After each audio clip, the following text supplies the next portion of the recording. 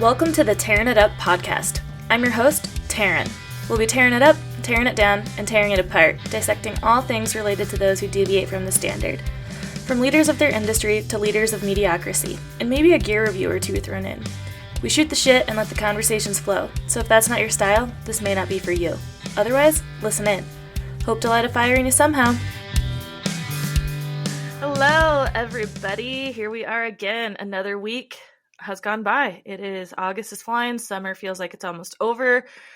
It's cooler here today in Tahoe, but it's definitely going to get hotter again. It's like that fake fall is here thing because school started like in Reno last week, starts in Truckee, I think this coming week. But it's still very much summer. I think we have a lot of it left. But today I'm really excited to talk to Allison because it's pretty outdoor industry heavy, not bike specifically. So some of you who are not bikers who've been listening to us rattle on about bikes will be happy for a little bit of a change of pace, but we're also talking heavy outdoors.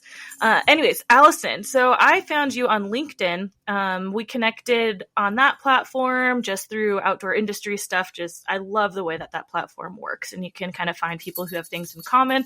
And I reached out. I'm like, okay, you mentioned that you had just recently stepped away from owning an agency. I'm still somewhat a new sales rep, definitely new because I still am only one brand. So there's a lot I don't know, and I've only been doing it for a year. So I was excited to just get the download from you and hear from an experienced person in the industry.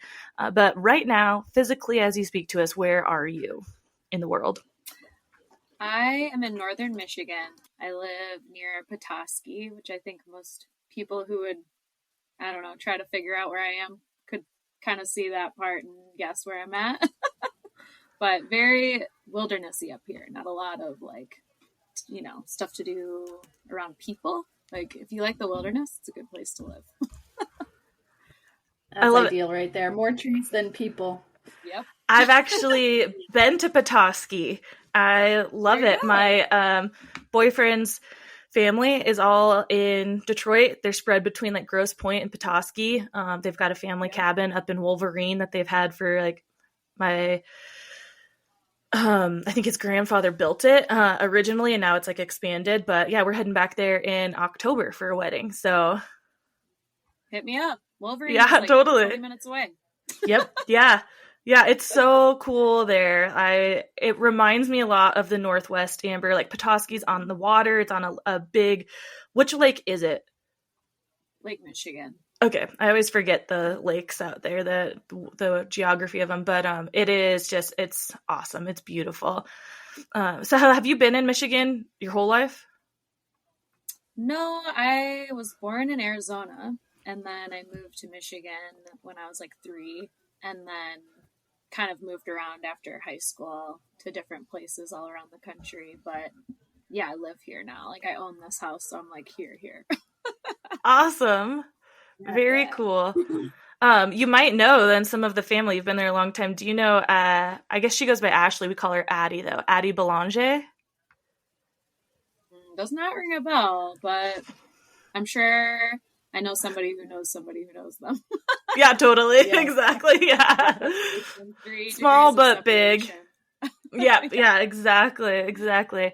Well, I mentioned, that you're in the outdoor industry and have sales rep experience and whatnot, but we're going to get there from the beginning. I want to know how it kind of all started from your interest in the outdoors in the first place and how that started, like your first outdoor activities or sporting activities or whatnot that got you going. Yeah. So it's funny because my family was never outdoorsy. Like my parents really didn't do outdoorsy stuff. So the fact that I don't know why, but I am. My brother and I, we are 3 years apart. I'm the youngest. But growing up in the middle of nowhere, Southwest Michigan, there's not much going on. So we lived on this huge hill, and we would build kickers off the side of our driveway and hit jumps and stuff with our snowboards. And we would build jumps out of PVC pipe that was left over from my parents when they built the house, and plywood. And so there would be people who'd be driving down our street and stop and like watch us like hit these like jumps and stuff. So I'd say like just getting creative, like, you know, outside, and then, you know, going to our local ski hills and stuff. And my brother, he's super into BMX biking since he was like, I don't know, like 10 years old. And so we would build like jumps in the backyard, like a pump track in our backyard. So sorry about no biking conversations, because we'll probably do a little bit of them. But yeah, just like being creative and having fun outside. There just really wasn't much to do. It was like cornfields everywhere, and like, you know, just, yeah, that I'd say like skiing is what I did first. And then I switched to snowboarding when I was like 9. And that was kind of like my love for the sport developed over that time. So yeah. Awesome. I love it. That's so just fun. Ideal in my mind of childhood, of like building the kickers, a pump track, just like being outside. And I feel like you kind of, especially these days, have to be in a place like that though, to be able to even see kids doing that anymore, because they're so latchkey in like cities, and like always kind of have been, but especially now they just have so much more interest, I feel like, in screens and things, and just overall safety of everyone, that it's like, yep, just to actually go do that stuff, you got to be somewhere where nothing is going on. Yeah, it's like the internet's barely working because you're like out there. So I loved it. I loved growing up like that. So like, yeah, it is weird that people are spending so much time with computers and phones and stuff. It's like we just didn't have that. So like we had dial-up internet, and like, but it was very chill, you know, like nothing in your face all the time. So yeah, same. All the Well, good old days. Yeah, totally. And yeah, even had a limit to how much like internet usage there was. I mean, even when we first got cell phones, right? Like there was no unlimited texting at first and unlimited calls. It was all very minimal. I remember going over my like 100 texts a month or something, like huge bill. Like what the hell? I was like, well, I'm not counting. Like $300 or something. Yeah. It's nuts to I just think about that. Like, yeah, there used to be limits on that, because that never crosses my mind. Occasionally I'll hear someone say like they're out of like data on their phone. I'm like, how do you, how are you even on a data? I didn't even know there was data plans still. Like, why? Because we just, no one has house phones anymore, except for, of course, the house I'm in, and the phone just rang. And I'm like, cut your line. We don't need this. Yeah. Awesome. Well, that sounds like a really fun childhood, and just getting to experience those things. And what was your main kind of, got Mr. Tug again. He always just wants to be in my face. I'm surprised here. Usually he's trying to play, but, so what was your main like hobby or sport throughout those younger years in high school and things? Yeah. Well, I was like playing like sports with, you know, the school. So I was like in softball and basketball. So those are my two like favorites. And then, it was mostly like snowboarding. That's kind of like what I was doing. I like ended up going homeschooling for a year, because I was so like, I just like grew up really fast. I don't know. I always was like, I'm going to do it my way, and that's just what's going to happen. I don't know. I was kind of like a brat, I guess, maybe. I don't know how you would like describe it, but strong. Headstrong. I mean, there you go. I didn't, you know, I like didn't want to be in the school system. I just thought I wasn't like learning anything, and it was a waste of time. So like I convinced my mom to let me go homeschooling, and I got my first job when I was like 16, and I saved up my own money to buy my first car and to buy my own cell phone. And like it wasn't like an expectation. It was just something I did. And so, you know, I would get all of my homework done in like a day, and then I would have a full-time job that I would go to. And then I ended up taking like college classes early. So I was just like always ahead of the schedule. But I found out I couldn't play softball as a homeschool kid. And I got like really upset. So the next year I went back to school so I could play sports. So Yeah, I don't know. That was kind of like my MO. It was like just always being outside and playing sports with people. And I do think like it's really important to play like group sports. I think you do really learn a lot about just like speaking with people and like, yeah, like building a plan with people. So I thought that was a big part of my childhood too, like kind of doing that kind of stuff. But yeah. Yeah, we talk about that pretty often because Amber and I both played team sports through school, and now being in the outdoor industry, or just us both being older and like getting into biking, snowboarding, those things that are a little more independent.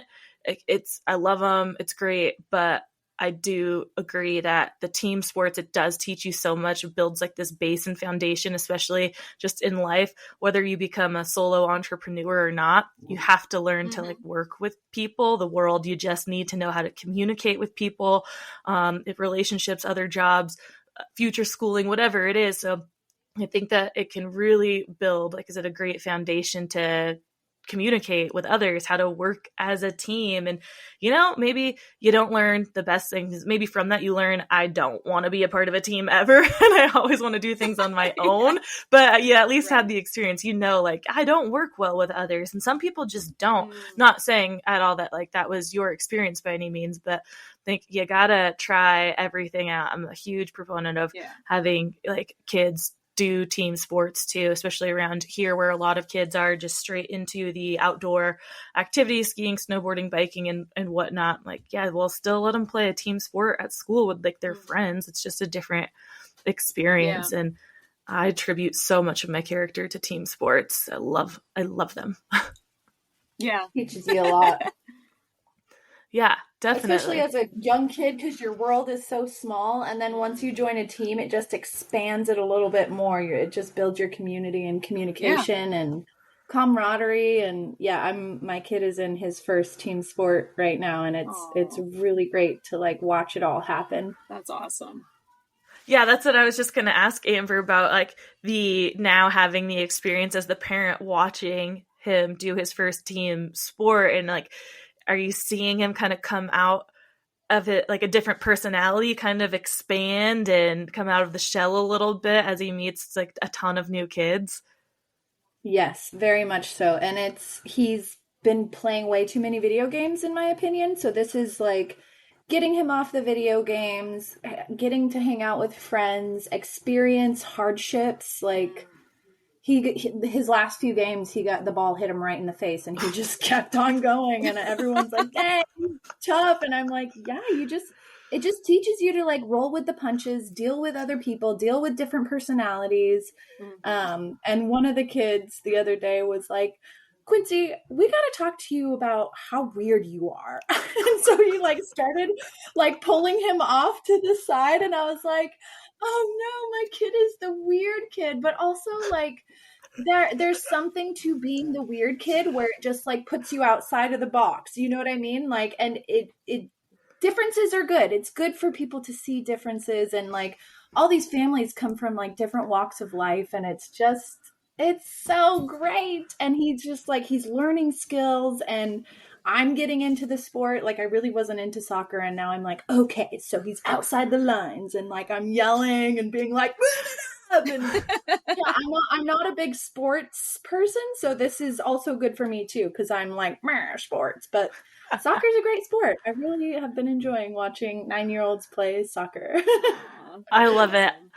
Also, it's a good lesson to be able to teach him, like, hey, just because this one kid or even like a group of kids says you're weird, like that's not everybody's opinion. And like to him, Embrace they it. might be weird. Like, whatever. Yeah, exactly. We're all weird.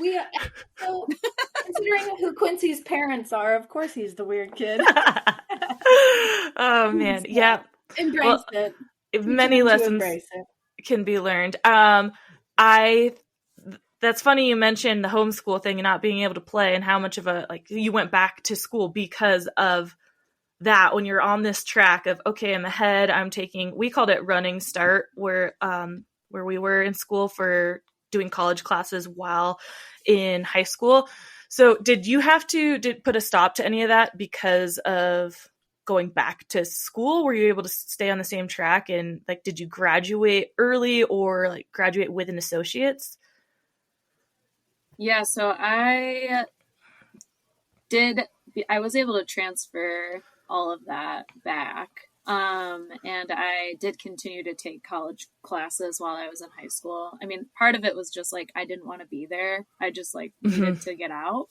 And so it was a way for me to like not have to be in school like half the day, and go to college classes instead. But I didn't like have like a track in mind of like what I wanted to do. So it was like I took like all kinds of different classes. It was like the history of rock and roll and like sociology and it was like health and wellness and like just like all kinds of different things because I didn't know what I wanted to do with my life. And newsflash, I still don't know what I want to do with my life.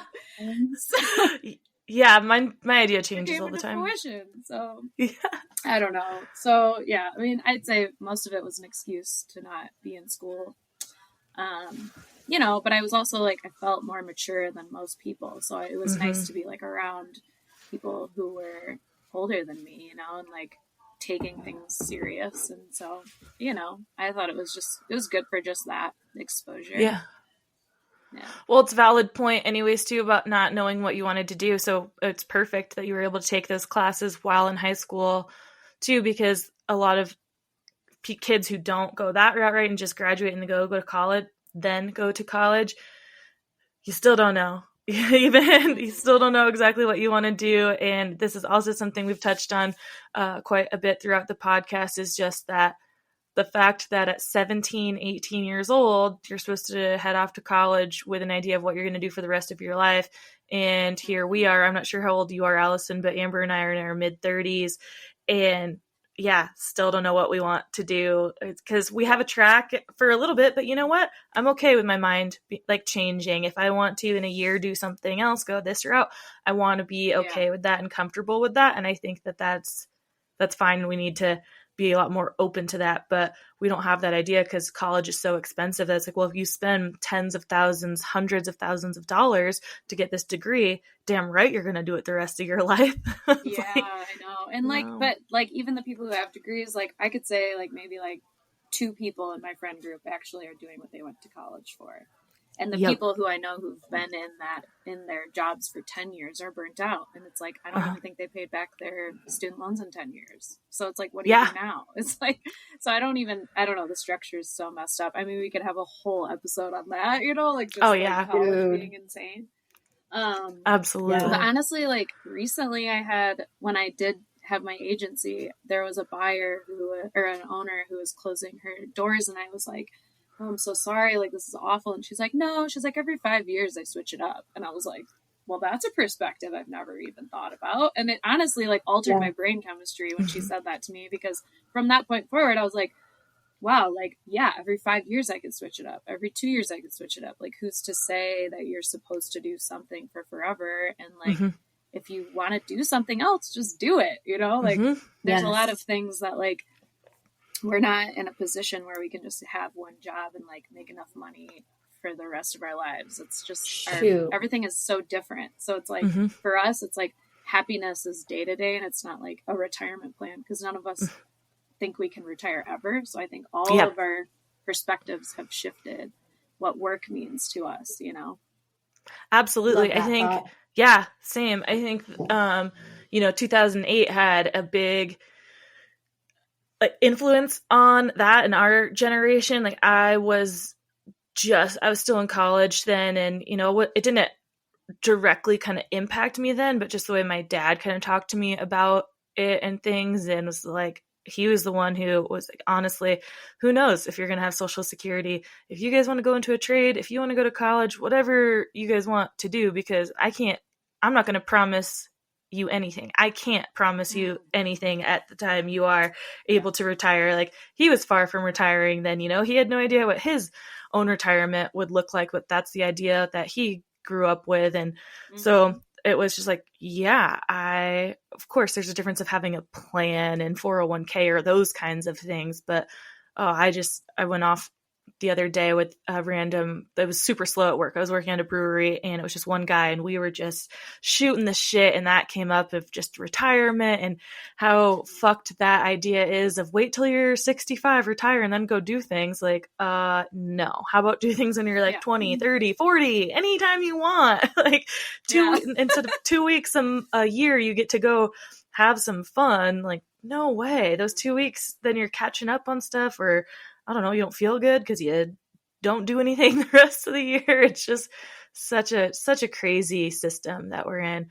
But with you doing kind of that faster track with college and whatnot, did you go to college and get a 4-year degree after that as well? Or did you, after high school, kind of just like, I'm going to figure something else out? Yeah, I got my associate's degree, and that was kind of where it ended. It was like a business admin degree or whatever. It was like, like this is what a corporation is, and this is what a co-op is, like the base level. And then I still didn't know what I wanted to do, and so I was like, I'm gonna just travel and do like seasonal work. So like by the time I was like 23. Like my resume was like, people were like, how old are you? Like you've done like a crazy amount of different things for being this young. And it was a wild ride. I mean, like it was just kind of one of those, I was like searching for answers. I just was like under the impression that I was supposed to know what I was going to do with my life. Mm-hmm. Like I thought that's what, and I was just like going to wake up and have like this epiphany and be like, oh, I'm going to be a therapist. Like, okay, yeah, that's what I'm going to do. Or I'm going to be a marine biologist. Like, I always thought, like, that's what everybody else just, like, knew. Mm-hmm. And I had a lot of friends that were in college, like, at a university. And so I was just, like, very, I don't know, it felt weird, like, there's something wrong with me. So I, went out and did all, like, lived in Alaska, lived in Colorado, like, lived in Washington. And, like, also was like, maybe this is where I want to live. Maybe this is where I want to live. Like, and, like, just going all these places and like never really landing anywhere. I don't know. It's just like kind of weird. And like, I even said that I have a therapist that I talk to her like once a month. And I was like, I counted how many jobs I had. It was kind of like a therapeutic thing. Like how many jobs have I actually had in my life? And it was like 30 jobs. Like 30 jobs. Yep. And she just like didn't answer that question.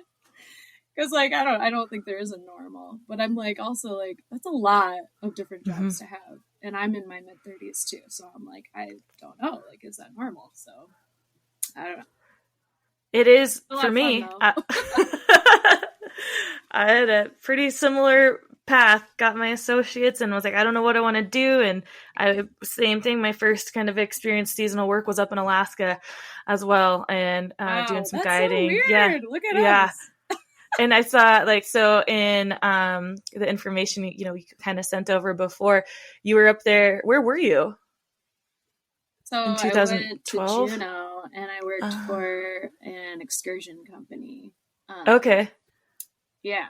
And so I was a dock representative. So when the cruise ships come in, I'm the one who like dispatches people to the tours that they bought on the ship. But I also like would sell tours. So yeah, it was an interesting job. It was really cool. I mean, I was outside all day long. I was on the dock, so I was like by the ocean, and like, I mean, it was amazing. And I like got into trail running while I was out there, and like trail ran up Mount Juneau. Like I would do that like once a week. It was just, I mean, I was really happy there, and like the people I met were amazing.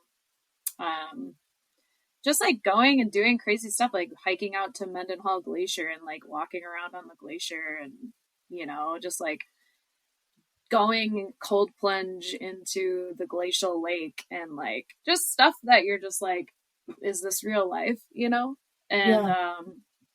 it was really, really fun. Where were you at? I was in Ketchikan. Oh, okay. Yeah. Yeah. So I worked for Alaska Canopy Adventures. So I know we had dock reps, obviously, there, and we had a course in Juneau. I went up to Juneau after the season because I had a boyfriend who he was like a course manager. So he would go up to Juneau and help like fix the courses and here and there at the end of the season, beginning of the season. But yeah, the dock reps. I always was like a little bit jealous because I got to be on the water, but I also like hated sails. So I was like, okay. Well, and cruise ship people, like, no fault to you guys if you are a cruise ship person, but it's a different type of person. They are pretty difficult to work with, you know? Because, like, Yep. they didn't know it was like a tropical rainforest, and so they'd get there and they'd be like, why is it raining? And I'd be like, well, this is the true Alaskan experience. Like, it rains all the time, you know? So it was just like getting them to be like happy about the rain instead of upset about the rain was like half my job. Gosh. Yeah. Inside kids, you know? Yeah, exactly. Yeah. I don't know if this dog is locked in this room or not, but he hears someone outside who's going crazy if you hear him barking. Yeah, people. So working up there really, really made me want to never go on a cruise. And there's times that I've got a couple of friends that try to convince me, and I'm just like, man, the stories I've heard about what happens on a cruise ship and just the like havoc they wreak on the ports they come into, the quarantine and stuff.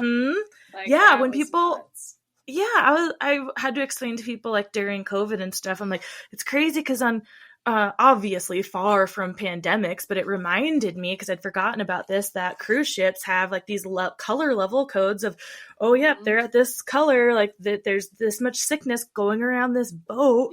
And the woman who ran our gift shop, she had sanitizer and lotion everywhere, and this was in 2012, and the thing with lotion was like it adds that extra layer of like protection because people are always in here touching things. She was saying that she was hilarious. She's like, oh yeah, this boat's gross, everyone's sick on this boat, like watch out. It's like, oh god, I do not want to go be in a cesspool of sickness for 10 days. And yeah, like sorry people who love cruising, but that's just like I know too much. Yeah, exactly. Totally. I know too much. Yeah, but that's what I was saying is like reading the info you sent over. I'm like I said, our lives kind of parallel in those, and even the same years. Like 2012 was the first year that I went up to Ketchikan, and I was only up there 2 years, and then I was elsewhere. Then I came to Tahoe, and then I went back up to Alaska. But yeah, looking for that thing because we were taught like you're gonna figure it out. So it's like, okay, here's a couple years, and then I'll decide, yes, I want to go to school for kinesiology or marine biology or whatever it is, but nothing ever really stuck. And here I am still just hopping around. So when was it that you got into the outdoor industry in either the rep side of thing or actually into the retail side of things? Yeah. So I went to Colorado and I was a lift operator there for a few seasons, and I bounced back and forth between Michigan and Colorado. And then I ended up meeting my now husband when I was back in town in Michigan. And I was like, of course I meet a guy in Michigan. Like, I'm like, I've lived all over the place, and like, I guess I'm coming back to Michigan because this guy I really like. So I moved back, and he actually suggested this outdoor shop, our local gear shop, and he was like, "You should work there. Like, it's really cool." And I was like, "Wow, I've never thought about that because I didn't really ever work retail in that way. Like, I was always like a barista or a bartender."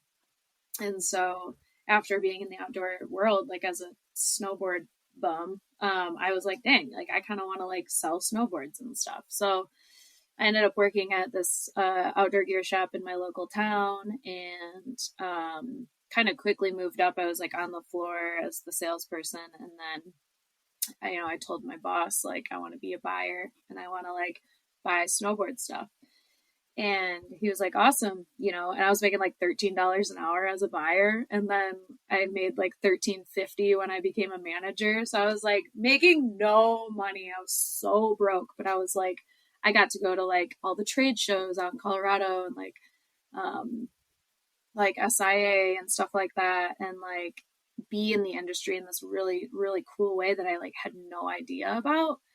And so, and all the friendships I made while I worked there, like I just hung out with all of, like pretty much almost all of my coworkers last weekend. And we're all still so close, and we've been like best friends for 10 years. So it's like these friendships I made, and also like the step into, you know, the industry was just like monumental. And like, I just kind of like didn't leave that, you know, trajectory since that happened in like 2015. So yeah.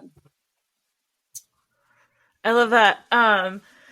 Especially mentioning the wage of a buyer and a manager. Then it's like, even some people in places where I'm like, you need to. One of my really good friends is a buyer for a store in town here, and I'm like, it is time. You got to ask for that dang raise. I mean, you obviously, yes, they're the state of the industry and everything, but I'm like, you've been there so long, and what you do is such a huge piece of the success of the store in general. And that's what people don't realize who aren't in the industry too, of like the roles that people play. Like, how do you even decide what's in this store? So when you go to somewhere like Sierra Trading Post or like TJ Maxx, you know, things can be arranged by like size, but it's just kind of a mess, and it's just things they get in. They're not particularly like choosing it. You go into some stores and you're like, oh my God, I love it here. Like the vibe, the energy, like the person who put that together, like the thought that goes into it is incredible. The merchandising, the things you're thinking of, you're looking at everything you've ordered for the whole year and looking at color schemes, and you know when it comes in, how the store will be arranged, like purposefully. And like there's so much more to it that you don't realize when you go in, because you're just like, oh, this looks great. But there's like, oh yeah, there's a triangle of colors here. I'm drawn to that. There is like some actual psyche things going on that buyer merchandiser thinks of and plans. Like they're looking that far ahead in time, and it is. Yeah. I mean, there's school for it to be a merchandiser and things, especially in bigger fashion industries and things like that. It's such a big deal. And I came to the retail side of things a few years later than you, and I was in just as an associate for years too. But I'd always had a fascination with the outdoor industry, and like my dream was to get a job where I could go to trade shows. I just wanted to be on the inside of things, and eventually that happened, but only like last year. but it was still cool. And I am sometimes sad that I missed the time of like OR, the big crazy parts of the trade shows. And you mentioned having these friendships that have been, 10 years now. Even just recently when I left the store I was at, there was a feeling of disconnect between the employees. And I feel like I've been very lucky with where I've worked with being able to kind of gain those friendships. And when I started there, we all weren't like the best of friends by any means, but it seemed like we had a better kind of connection with each other in community and outside the store and inside the store, that it was a fun environment. And as kind of the years have gone on and we've seen more turnover for whatever reasons, like that connection just wasn't there with people. And I don't know if it was just that the people that are working there are just so very different, or there was just less care overall of the industry itself, or what it was. But I felt like it wasn't particular to our store by any means. And it's kind of a change in overall, not even just the outdoor industry, but just the person-to-person connection is so hard, I feel like, to find these days. And we're used to having that from where we've come from, what we've done, and our generation. And I'm like, oh my God, it's sad, like, honestly, to see it. I think inflation has so much to do with that, because it's like, you can't really get people in their mid-20s to hold down a job for $13.50 an hour. Like back in 2015, you had roommates, but you could pull it off. Mm-hmm. And today it's like they have to hire high school kids because they cannot, unfortunately, these small businesses can't pay a high enough wage for people in their 20s to literally live. So mm-hmm. It's like you have these younger people who haven't developed those kinds of, skills, I guess, like communication mm-hmm. skills. And maybe it's their first job they've ever had. And it's like, I can remember me and my first job, it's like, I didn't make any connections with anybody I worked with, So it's like, I do think it's like an age thing. And like, and I think that's why the turnover is so high, because you're just like getting kids for the summer and then they go back to school and then, maybe they'll come back next summer again, but maybe they won't. I think you're definitely on to something there. With my particular situation, though, everyone's definitely in their later 20s or 30s. Oh. So like not really high school kids. Yeah. But and that brings up another point as we talk about kind of the outdoor industry and buying, repping and things, because I was in like specialty outdoor. So being different for any like general audience out there who isn't quite sure, like it's not just REI. Some of these stores are a little more niche. They don't have like everything you need, or they have higher end things. And so our store definitely had a higher end product. So that also comes into play of having kind of a more mature staff, because you need someone who can talk to people and sell a $700 jacket, no problem, rather than a kid who's not really like, you don't really have to sell that North Face or Patagonia. Someone came into REA like for that. But this over here, especially if it's people who haven't seen the brand, you got to know the details of it.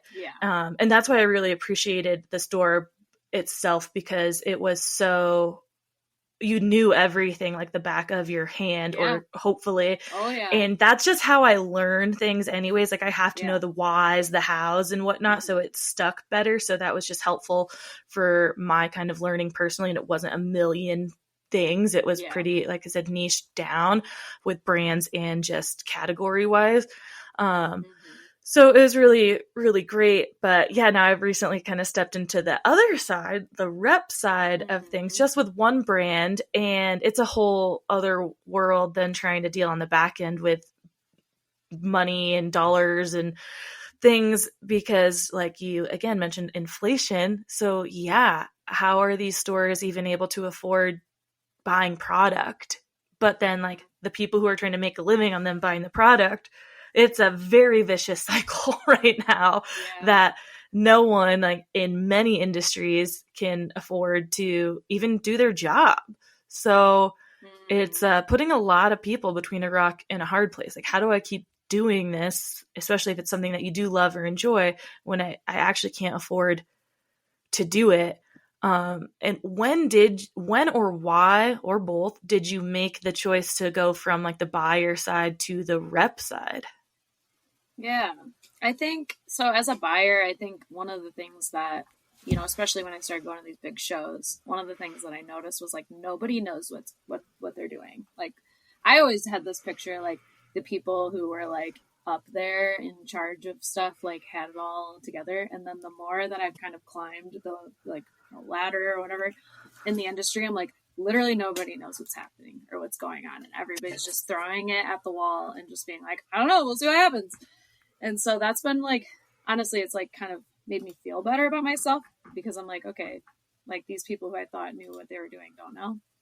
But also like, I also was just like, I don't know, the industry is just like the Wild West. Like I, as a buyer, would go to these shows and like he pitched a product with this story behind it that was total BS. And I was like, like calling bullshit on like people who owned businesses at like SIA. Cause like as a woman buyer in the industry for snowboarding, like I would be the only woman in the room, like buying snowboards.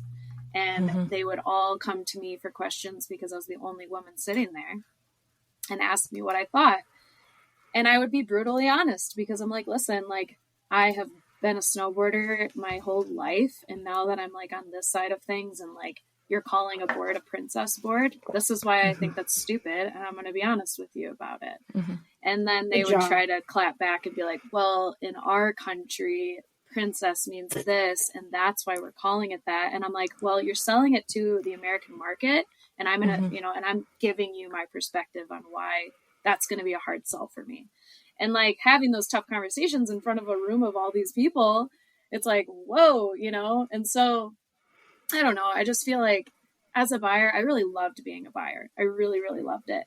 I thought it was a really good challenge to like take a department and make it successful. And like, I've kind of like been doing that in this role now of like seeing other people's departments across like 75 doors and like helping them make their departments successful. So like order book management and stuff like that is like what I like to do. And, you know, not everybody's going to take my advice.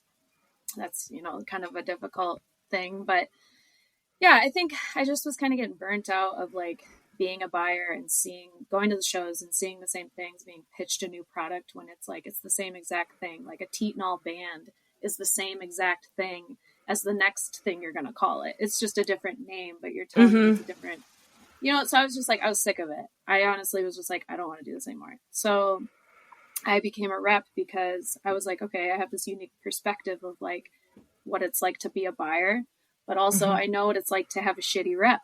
And I was like, and I don't, you know, so like, I'm going to step into this, like knowing kind of like what I wanted my reps to do for me and helping buyers be successful.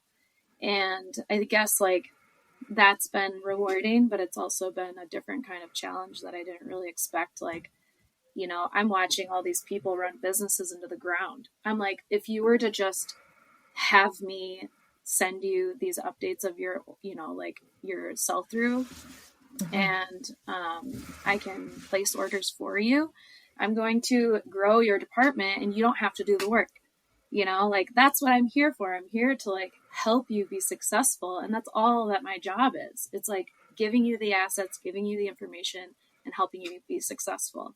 And that's why when I started my business, my number one thing was leading with empathy, because I worked for a lot of different agencies that were not empathetic and were really like bad at their jobs, but also mean. And I was like, each business is as different as the person who's running it.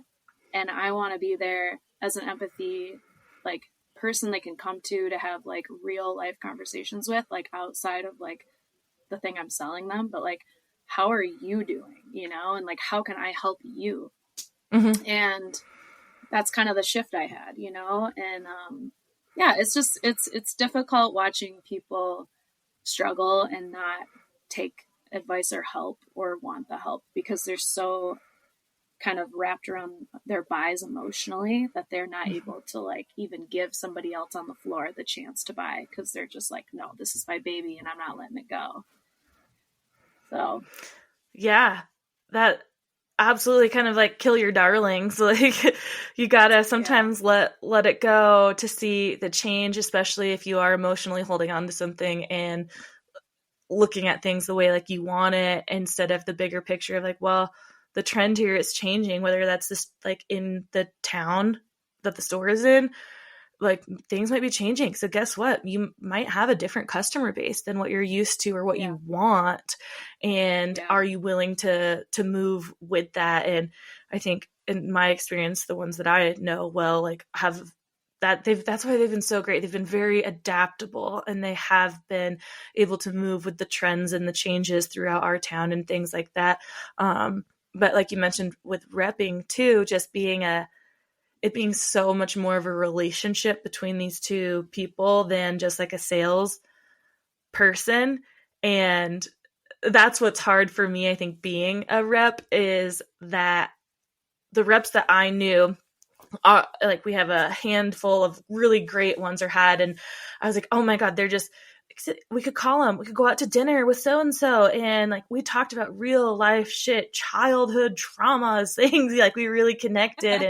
And, it just, obviously you're not gonna do it with everybody, but you know, it was actually felt like a friendship, not just like a salesy relationship thing. And it's hard for me working with people who don't have any like they don't talk to me. They're just like only when they want to like revise something, cancel an order, change something, and so it's really hard for me in that way. Like I don't want that. I don't want to be kind of treated like I'm here when you need me. Yes, but like, can we have a little more here? I'm like really trying to help you out, but you really only want to hear from me when you want to. So that's hard for me to just kind of sit in the wayside and like wait and be the annoying pest who's like, hey, I'm over here. Like, can you answer me? Like, how's it going? Like, yeah, can I see some sell through? How can I help you? How can I help you? All I'm doing is asking that and I'm not getting anything in Yep. response. And Yeah. it's super hard and frustrating to be a person who like wants to lead with more empathy, but you're like, wow, I'm just Yeah. not getting anything. And it really is a two-way street. And obviously it depends Yeah. on the account, the kind of store and whatnot. But for me personally, that's where I just struggle with doing this, is that I want more of a relationship with people. I Yeah. want to get to know these people and their store and the thing so I can actually help them. And that's not like a lot of people are not allowing me to do that. Thus, I feel like I'm not helping them, not doing a good job, Yeah. not representing my brand well. And then also, in turn of all that, not making money. So how can I like survive and continue to do it? And when I first got into taking this one job, it's like, maybe I'll add more brands, but I'm only going to start here, see how it grows. And then I was like, you know what? I want to take over the world for a split second. And I'm going to start like a women agency, like all women brands, women reps. Like, I need help here. I need to feel like people just don't want to talk to me or something. And it's me. I want a crew of ladies that we have each other to lean on when we're facing these like hard like accounts and things. And then that I quickly put a pin kind of in that dream, like, hold on here. Like, the industry as a whole is not in good shape, so it's quite the risk. I'm not 26 anymore where I can take the risk on adding more brands and traveling more, and especially as an independent rep, putting all your own money into going to these shows, into samples. Oh my God, yeah. There's so much stuff. So yeah, with you and you deciding to start your agency, where I'm imagining it kind of came from maybe a similar place of just wanting to have more of you out there to help people. Yeah, I mean, sort of, but there was also kind of a backstory there. I got let go from my position because the agency that I was working with dropped the brand I was representing, so they didn't have a job for me anymore. And so then I applied to be the rep for that brand, and I went up against a couple other agencies, and I ended up getting it. But man, I don't know. It's such a tough road that I had, like, from the get go, because I had to like come up with a thing overnight. Like, I had to start a business overnight. I had to get all the LLC stuff in order so I could like sign, the document to like be an agency. Oh, wow. And I wasn't given one of the biggest opportunities. They went in-house with them. So like out of the gate, like I wasn't going to make the money I thought I was going to make. The commission structures, I think today, are not up to date with inflation. I don't think we get paid enough for the work that we do based on that. I mean, right, like what you said, like trade shows, travel, rental vans, samples. It's unbelievable how much all that stuff costs. And at the end of the day, like, you're barely breaking even. And like, you can't just have one like brand anymore. You have to have more than one brand in order to make a living. And if you have more than one brand, back in the day, you would hire help, but you can't hire anybody because you're not making enough money, even if you have 5 brands. And in my territory, Moose Jaw was like that opportunity for a lot of agencies. And when Dick's bought them, that whole opportunity was gone. And so all of these like independent agencies were like, I don't know how I'm going to make any money anymore. I don't know. A lot of people had to fire their staff, like, to keep it afloat. So it was just like kind of like a grim, like, I don't know. It was like, and also like a lot of these owners of these agencies, like when I was like in my early 20s, like they were clinicking me when I was a buyer. And then when I became a rep, I was like on their level, and they're still doing it. Like 10 years later, they're still a rep. And we call it the glory days, like when you could actually make money in this industry as an independent agency, and it doesn't exist anymore. And I don't know if it ever will again. I mean, COVID messed up so much, like the flow of goods, that I don't know like how many years it's going to take for it to be repaired. And this market that we have right now is all on sale items. Like everybody has sales. So we've trained the customer to buy sales, and they only want to place orders if they get a discount. And so since COVID, I think like the whole buying structure has changed of how people buy, in order to make their bottom line. So I don't know. I mean, like, it's so hard. And I just honestly, like, it was really probably one of the best years of my life from a mental health standpoint, running my own business. But from a financial standpoint, I couldn't keep going. So it was a tough thing to have to like be like, all right, well, give it a shot, And Yeah. I mean, I was the same way. It's like I wanted to elevate women in the industry because I'm like, there's no resources out there. There's no mentorship for women in business on this side of the industry. It doesn't like exist. And like the opportunities, there's no like minority opportunity for women who are trying to start an agency in this side of the business. Like there's no loans out there to help with us starting businesses like this. And I don't think it's really structurally set up for women in a lot of different ways, and like, it's tough because it's like, I think it's like 80% of the buying like in the country is women, because women are buying for men and for women for themselves. And so like seeing kind of like how marketing has been changing, where there's more women in marketing and stuff, like outward facing. There are more brands coming up though that are like women specific, which I think is really cool, and I was able to rep some of those brands. But I don't know. I just like, I feel for you. Like I feel for anybody who's like a millennial trying to start an agency right now. It's like absolutely insanely hard.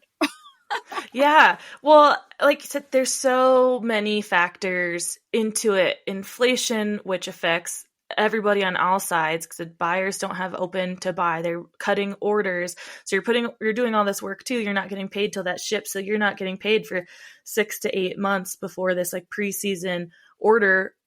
And there's 6 to 8 months where that buyer could cut it and be like, I don't have, like, I'm, so you I'm can getting never, rid of it. like prepare for that. Like that was hard. Like being like, to my husband, I'd be like, well, next year I'm supposed to make this amount of money, but I won't know until literally 30 days before. Yeah. Yeah. Like, what the heck? It's insane. And that's why I'm like, okay, if I was in my mid-20s, yeah, but I'm at a place where I already have a lot of instability in my life. I don't even live in a house, So like, I was like, I literally don't have room for samples. I'm trying to keep wild animals out of my home. I can't really like risk bringing thousands of dollars of samples in and having, had to deal with all of those getting ruined from whatever situation, or like, is it just the space that I have, the time, like to be able to make the full-time switch to being a rep. Like I said, you don't know what you're going to get paid monthly. It's like, I can't do that anymore. I mean, I'm in that because I work at a brewery now, but it's just like, the expectations of your job as a rep too, and like having another job, it's like almost impossible. It was just like, for me, it was like, okay, I have to go to these many trade shows a year. I have to do these many clinics a year. I have to be in this many doors, like, whatever. And it's like, I'm 1099. So like, they can't technically tell me what to do, but like, if you don't do it though, they'll be like, all right, we'll find somebody else. And so with that looming expectation of like, you must complete all these things, and then working at a brewery on the side, it's like, how do you actually do all that at the best of your ability? And like, how do you feel about that if you're not able to make those expectations, even if, because I would set my own expectations, and if I couldn't meet them, I mean, like, it would be horrible. I'd feel horrible. But it was like, I literally didn't have enough money to travel the country to service accounts. Like, I'm like, how do you, like, what am I supposed to do? Like, I don't, like, the money coming in, I'm like, you are the one who's paying me this commission. How much money you're giving me. How do you think that this is going to transfer into travel and all these expectations? Like, I don't, and there's no help with no trade show help, nothing. Like, they're like, well, we don't have any money. So like, you're going to have to figure it out. And that's kind of where I ended up being. I was like, well, this is not working. Yeah. Well, yeah, it's hard. Like, I care so much about the brand I'm with. And again, I'm just a one brand rep, but across the country, we see inflation, let alone in California. I mean, it's $6.99 for gas. Wow. So That's like insane. I think there's some places you can get cheaper gas. We're not far from Reno, and as you go out of Tahoe, it can range. But if I wanted to put, like, if I have to stop at this gas station, like that's the range that I'm in, is like 5 something to $6.99, and I don't know what I'm going to get traveling through California, which is one of the entire state is my territory, plus Nevada and Arizona. Like that alone, plus hotels, shitty ass hotels, are like cheap. $150 Yeah. a night, where I'm like and as a not feeling woman, you're fucking not willing safe. to stay. Yeah, and that's another thing. It's like we're gonna spend more money as women in general to go to a place that's not in the middle of nowhere. Yeah, because we can't I do that. I recently, at a trade show I went to here in California, I was only going to stay one night and drive back up to make my softball game. I was like, what am I doing? That's so much, and I got to be back here tomorrow. That's like a few hours of driving. That's just wasting money. Or like it's the same amount of buying a hotel for another night. But I stayed at the like $150 hotel. I was like, this was kind of a shitty hotel. So you know what? Everyone can laugh at me for this mindset because it's definitely opposite, where it's like, if the $150 hotel was shitty, I might as well have just paid the $70 hotel, rather than thinking, oh, if the $150 one was shitty, then I should definitely not stay anywhere less than. But I was like, no, I can't afford to pay more or do this again. So I'm taking that damn $70 hotel. I slept with my Leatherman and the knife open under one side of my bed, and my tiny pocket knife of my keychain like on the other side, like backup plan, ready to roll. Text one of my best friends and my boyfriend, like, look at my location right now, and if you don't see me here or here, like at this time where I'm still here at 7 a.m., there's a problem. It's my dead body. Like, this is insane. Dude, I almost left. I was like, you know what? I'm going to eat the cost. I'm going to pay for this like non-refundable room now and go spend more money. So now I'm spending double just because I feel like, and I've stayed in very sketchy situations. But again, I'm at this age, I'm like, I don't have to do that anymore. Why am I putting myself through this? And to no fault, obviously, I do not blame the brand whatsoever. These were my choices, but the situation I'm in, like, I'm not doing this just for fun. Like, I still have even when I had my salary job, like, my cost of living is high. So I still was living paycheck to paycheck. So that's where I was like, no matter what I do, I'm paycheck to paycheck. Might as well fucking just do random shit, see what is sticking, what I want to do. But I don't know how I could actually like do it full time and make a living. And, your thoughts on just where repping is and independent agencies, like, will they ever come back? What do you think will then happen? That the brands are just going to have to go all in-house and pay their reps a actual hourly wage or salary? Or do you think there's any solution in your mind?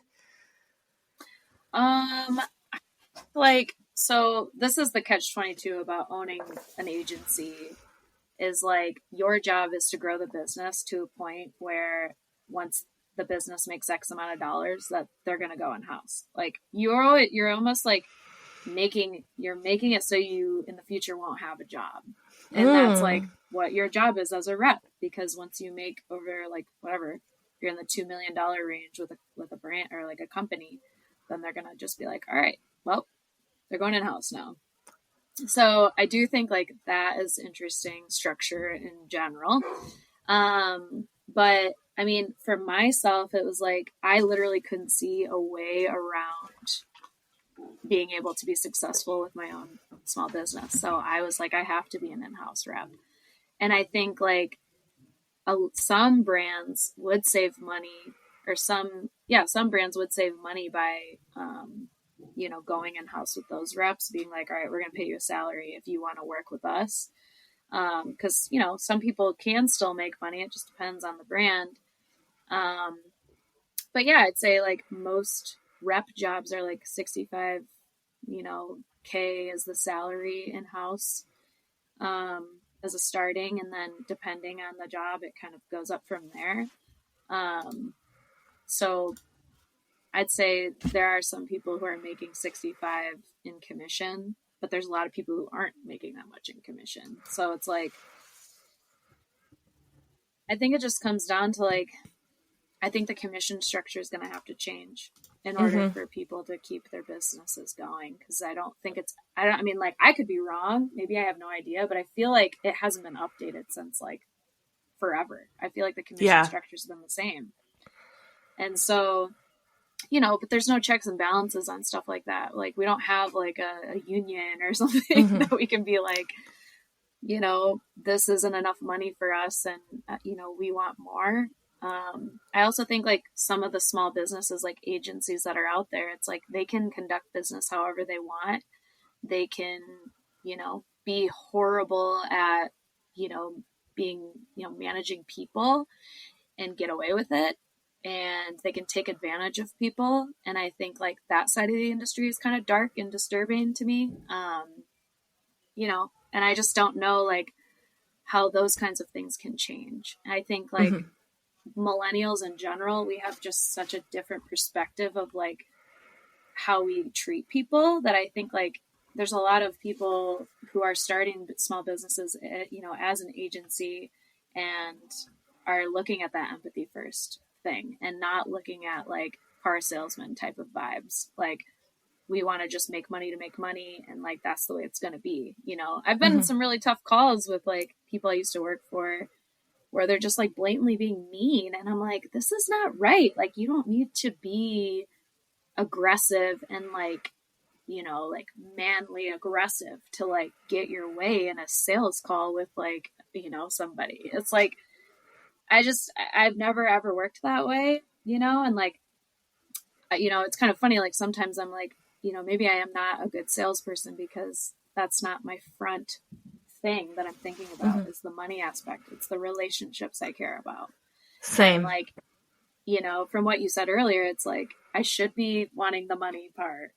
Like that should be, but it's like, I don't operate that way. I just don't. Yeah. So like, it is hard for me to be like, I don't know. But if you can be authentic in what you're selling and you can, you know, feel really good about what you're selling because it's like, you know, helping nonprofits and like helping the environment and stuff like that, like that's something that matters more to me. And that's what I can translate to the buyer and being like, this is why you should support this brand.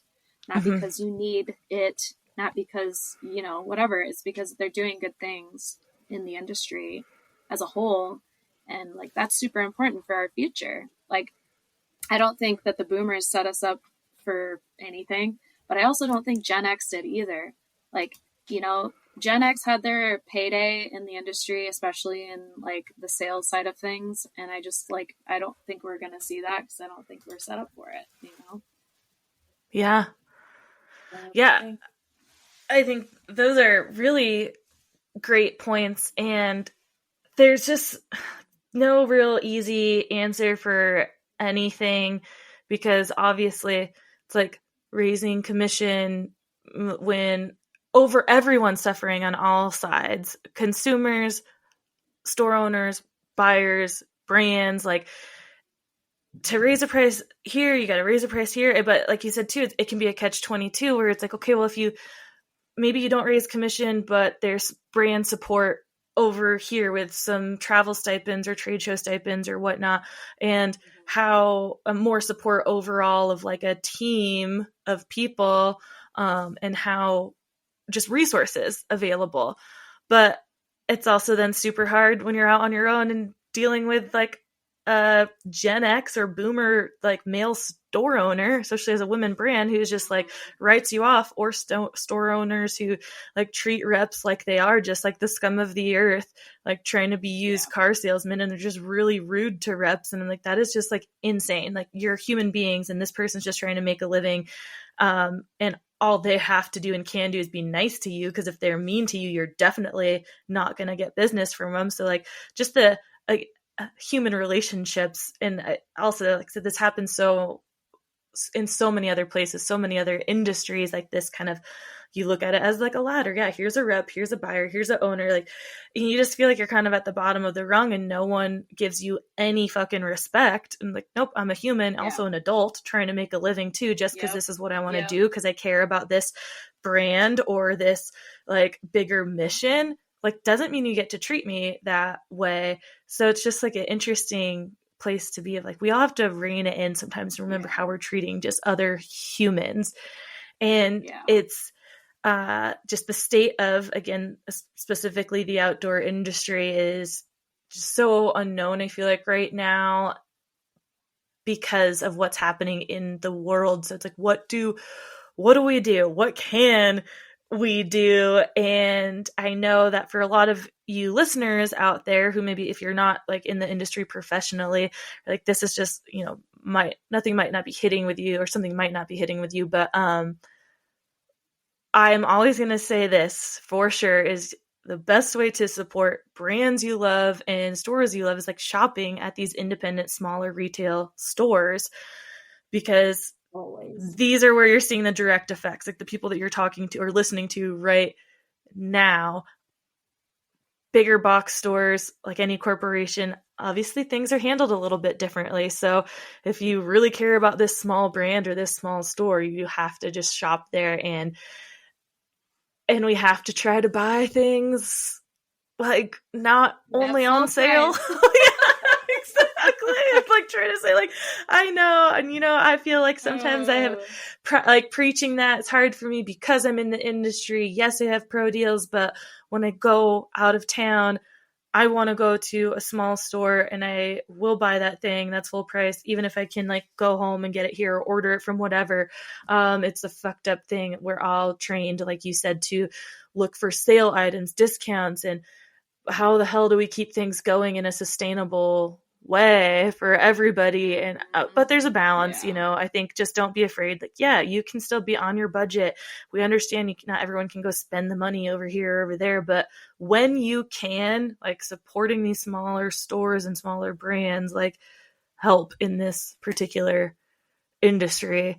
And or even like if you can't spend the money in the store, like, you know, I know like some of them have like local events and stuff like that, like donating at those like events, like if they're having like a paddle event, raising money for whatever, like that's always super helpful. If you can't buy it at full price, like thinking about other ways you can support them, you know, is a great way too. And yeah, it's tough out there, like it is on all fronts, you know. And like going back to like, the thankless job part of being a rep, it's like, you know, like I do feel like we're just like in this ping pong between the brand and the retailer, and we're just being thrown around, you know, even though we're the face of the brand, and like our communication with these people is so crucial to them making money. I just think like, yeah, it takes some grit to be a rep. Like it takes some serious grit. Like even if you are like, if you're owning your own business or you're working for a business as a rep, like you have to have tough skin. You really have to just be like, yeah, I'm going to get shit on for days and I have to still have a smile on my face. And then I have to come home and be happy with my partner and like just keep it going, you know? And it's like, it's not easy. And if you know a rep out there, any listeners, like, and you find their Venmo, like send them $2 for a coffee. Like just send them something to keep them going, because sometimes it's so hard to just get out of bed. Yeah, totally. Like I said, I mean, I do it so part-time, but it takes up a lot of my mental space still, because it seems like I'm like, okay, here's a little break in the buying season, but then bam, all of a sudden it is, and I'm like, shit, like this, even one brand takes a lot more capacity than I anticipated it to. And just along with anything else, and I was going to mention is like, if you can't afford to buy something, support this brand or store or whatever, like word of mouth is still, I think, king of marketing. And that goes back to even just, I will bring it back to this fucking podcast that we're talking on right now, is talking about this to your friends, sharing it, anything like that. It's all like the best kind of support, because people trust your word And that is just above all. So even if you have one item from this brand, you're talking about it to someone, that in itself can help if you can't buy another like item from them. And a lot of you like may not know reps, but I do think it's like, again, the way I work is the why, the how, the what, and I love putting all those things together. So I felt like this conversation was important to have for anyone out there, whether you're professionally in the industry or not, because when you walk into a store now, you might have a little bit more of a thought process when you're in there, like how many people it takes to get this item into your hand. And like I said, that can help for sure. Like, hey, I am supporting someone here who's trying to make a crazy living, more than one person. It's not just that store owner. There's so many people behind it. And again, I think that can just kind of help everyone understand where the work that all goes into putting this one item on the hanger that you're buying. And those are things that I definitely never thought about until getting deeper into this side of the industry, being on a specialty retail sales floor, being a marketer for them, coming into the sales rep. It's like, yeah, if we think about that with everything, when you go buy your coffee, your muffin or whatever, like how many people is this supporting? That's why with small local businesses, you're like, you might be supporting a farmer like way down the road because of the eggs in that breakfast sandwich that you think is too expensive from the coffee shop that's trying to survive in Tahoe. Like there's a lot of steps there, but we all got to keep ourselves like happy and living too. And like I said, I'm not saying like everyone go out there and spend your money, but just think about it more consciously of where you're putting it, I guess, than just throwing it around to like a bunch of cheap crap or whatever. Just spend more consciously. And that's something that I'm working very, very hard on. But with that, we covered a lot, and I appreciate everyone for sticking around and listening. And like I said, I hope you gained something, just kind of insight of an industry that maybe you didn't know much about, or the side of things. And like I said, gives you a little more insight to when you go shop in an outdoor store or any store, really. Every industry has buyers of like the process it takes to get that item into your hands. Like, whoa, there's a lot of things going on here, a lot of moving parts, a lot of people involved typically, and some having a harder time than others. But before we get out of here, Allison, is there anything that you would like to leave the people with, any nugget of inspiration or information, or if you have a social platform you want people to follow you on or anything like that? Just say, like, for women in general in the industry, sorry, men, but minorities, I think, like, you know, finding your group, finding your connecting point in the industry, and like donating to the minority, you know, out there, like trying to get into the sport.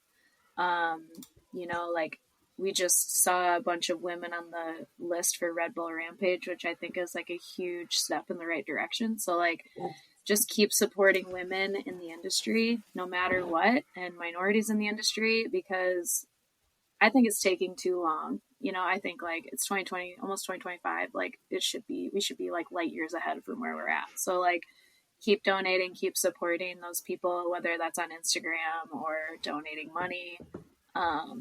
Yeah, just to keep the ball rolling. You know, I don't want it to slow down. I don't think it will, but I want there to be more gas. Yeah. Oh, yeah. Yeah. Absolutely. I love that. That's why we want to have people like you on the podcast, like get these women out there to just spread the word with whatever they're doing and give some like inspiration to others of there's still a lot left for us ladies to do in every part of this world. Every industry, every sport, everything. We have gained so much, but there's also so much further to go, especially in these positions where like things are still getting pulled away from us after having them. So it's insane. Just, you know, we like to say we're not like a man hating woman club. We love our men, but we like our other women more. Like we still are like, okay, ladies, let's do this. Like, you know, the men who support us, love you. Thank you. The men who don't, you can just fuck right off. We have more to support. I second that. Yeah. All right. Well, everyone, thanks out there for listening. Allison, thanks so much for joining us today. Like I said, hope you all out there gained a little bit of insight, learned something new, and have some spark in your life there to go do whatever it is you are dreaming up doing. Bye, everybody. We hope you enjoyed this episode and would do us a huge favor, since we don't have any sponsors or anything like that, and would rate and review us on whatever platform it is you use, Spotify, Apple, Stitcher, whatever it is. And if you're listening and downloading just through the website, tarinituppodcast.com, leave comments. We'll definitely engage back with you. And on social media right now, we're just on Instagram. Tarin It Up Podcast is the handle. Like the post, share the post, comment on the post, whatever it is you got. Show us your love so we just stay relevant and show up in the rankings at all. So again, rate and review, please. And we'll see you next time. Thanks.